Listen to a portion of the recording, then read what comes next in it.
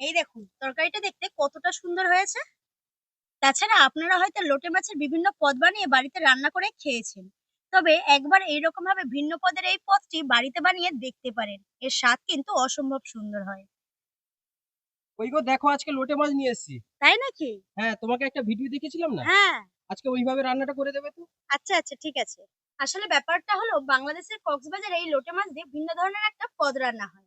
তো আপনাদের দাদাভাই কালকে ফোন ঘাঁটতে ঘাঁটতে যেই রান্নাটা দেখেছে, আজকে সকালে গিয়ে কিন্তু বাজার থেকে এই লোটে মাছটা নিয়ে চলে এসেছে।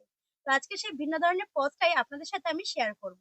তো সবার প্রথমে আমি এই মাছগুলোকে কেটে নেব। এই পদটা বানাতে মাছটাকে একটু অন্যরকম ভাবে কাটতে হবে।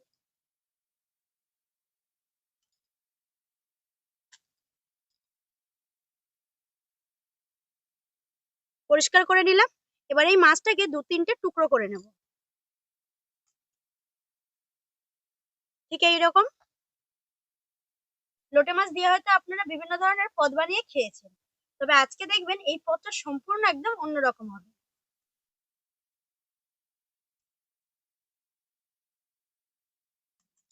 সমস্ত মাছটাকে খুব সুন্দরভাবে আমি কেটে নিয়েছি। এবার যাই এই মাছটাকে আমি ধুয়ে নিয়ে আসি, তারপরে আমি আপনাদেরকে দেখাচ্ছি। মাছটা ধুয়ে নিয়ে চলে এলাম। এবার মাছটাকে ম্যারিনেশন করব। প্রথমে দিয়ে দেবো পরিমাণ মতো লবণ আর একটা হাফ লেবুর রস। এবার হাত দিয়ে খুব সুন্দরভাবে এটাকে মাখিয়ে নেব।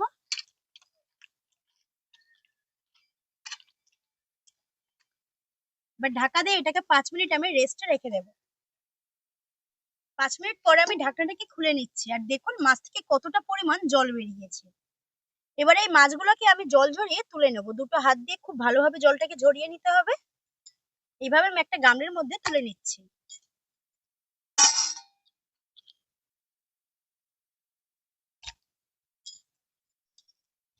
এখন এই মাছের মধ্যে আরেকটু লবণ দিয়ে দেব, অল্প একটু দিয়ে দেবো হলুদ গুঁড়ো, ঝালের জন্য দিয়ে দেবো কিছুটা লঙ্কার গুঁড়ো, একটুখানি আদা রসুন বাটা, 3-4 চামচ মতো বেসন,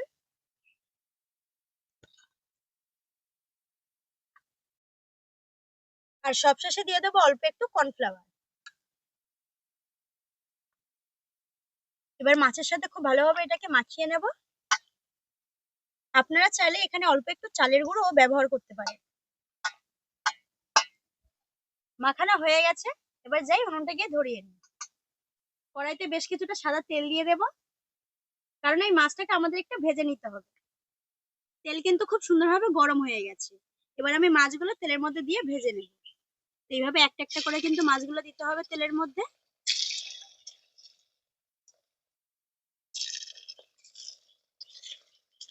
এরকম ছেড়ে ছেড়েই দিতে হবে তেলের মধ্যে, একসাথে দিয়ে কিন্তু পুরো জড়িয়ে যাবে।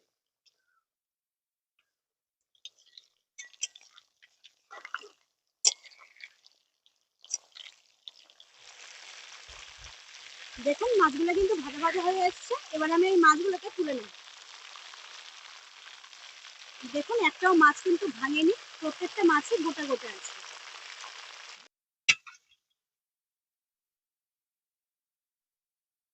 এবার ফাইনালি তরকারিটা বসাবো, তাই কড়াইটা ধুয়ে আবার উনুনের মধ্যে বসিয়ে নিলাম। রান্নার জন্য বেশ কিছুটা সর্ষের তেল দিয়ে দেবো।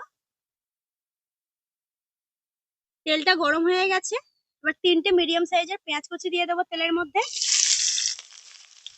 দিয়ে এই পেঁয়াজটাকে একটু বাদামি করে ভেজে নেব।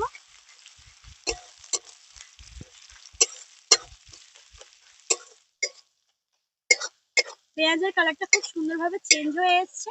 ঠিক এই পর্যায়ে আমি দিয়ে দেবো এখানটায় আদা রসুন বাটা।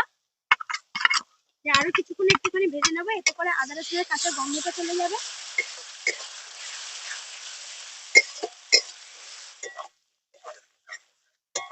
অল্প একটুখানি জল দিয়ে দিলাম। দিয়ে দেবো পরিমাণ মতো হলুদ গুঁড়ো, লঙ্কার গুঁড়ো, ধনে গুঁড়ো, জিরে গুঁড়ো, অল্প একটু কাশ্মীরি লঙ্কার গুঁড়ো, স্বাদ অনুযায়ী লবণ।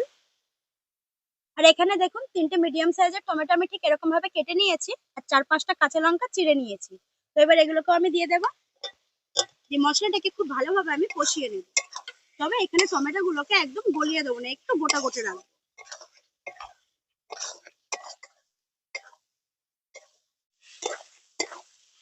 এখন দেখুন মশলাটা খুব সুন্দরভাবে কষানো হয়ে গেছে আর টমেটো গুলোও কিন্তু একদম গলে যায়নি, একটু গোটা গোটা আছে। তো এবার আমি এর মধ্যে একটু দিয়ে দেবো জল, তবে জলটা বেশি দেওয়া যাবে না, একদম অল্প করে একটু জল দিয়ে দেবো।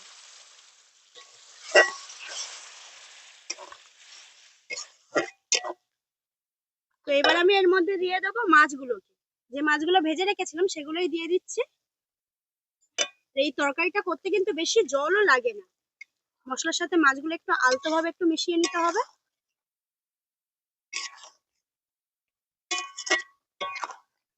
এবার তরকারিটাকে 2 থেকে 3 মিনিট মতো ঢাকা দিয়ে একটু ফুটিয়ে নেব। দেখুন আমাদের কিন্তু তরকারিটা হয়ে গেছে। তো সবশেষে আমি দিয়ে দেবো এখানটা অল্প একটু গরম মশলা গুঁড়ো আর দিয়ে দেবো অল্প একটু ধনেপাতা কুচি। আলতো হাতে এগুলোকে একটু মিশিয়ে নেব।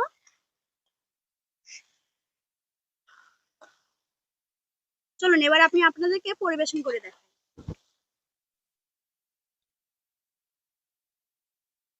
এই দেখুন তরকারিটা দেখতে কতটা সুন্দর হয়েছে, দেখলেই কিন্তু জিভে জল চলে আসবে, এত লোভনীয় লাগছে তরকারিটা দেখতে। কালারটা জাস্ট ফাটাফাটি এসেছে। তাছাড়া আপনারা হয়তো লোটে মাছের বিভিন্ন পদ বানিয়ে বাড়িতে রান্না করে খেয়েছেন, তবে একবার এইরকম ভাবে ভিন্ন পদের এই পদটি বাড়িতে বানিয়ে দেখতে পারেন, এর স্বাদ কিন্তু অসম্ভব সুন্দর হয়। তাহলে বন্ধুরা আজকের এই লোটে মাছের ভিন্ন ধরনের পদটি আপনাদের কেমন লাগলো সেটা অবশ্যই আমাকে জানাবেন। আর আপনাদের ভিডিওটি ভালো লাগলে লাইক শেয়ার করতে একদমই ভুলবেন না। আর যারা আমার ইউটিউব চ্যানেল থেকে আমার ভিডিওগুলো দেখছেন অবশ্যই করে আমার ইউটিউব চ্যানেলটিকে সাবস্ক্রাইব করে অল নোটিফিকেশনটা অন করে দেবেন। এতে করে আমি নিত্য নতুন ভিডিও যখনই পোস্ট করব আপনাদের কাছে পৌঁছে যাবে। আর যে সকল বন্ধুরা ফেসবুক পেজ থেকে দেখছেন অবশ্যই করে পেজটিকে ফলো করে আমার পাশে থাকবেন। তাহলে দেখা হচ্ছে পরবর্তী নতুন একটা ভিডিও নিয়ে। ততক্ষণ সবাই সুস্থ থাকবেন, ভালো থাকবেন আর সাবধানে থাকবেন। আজকের মতো টাটা।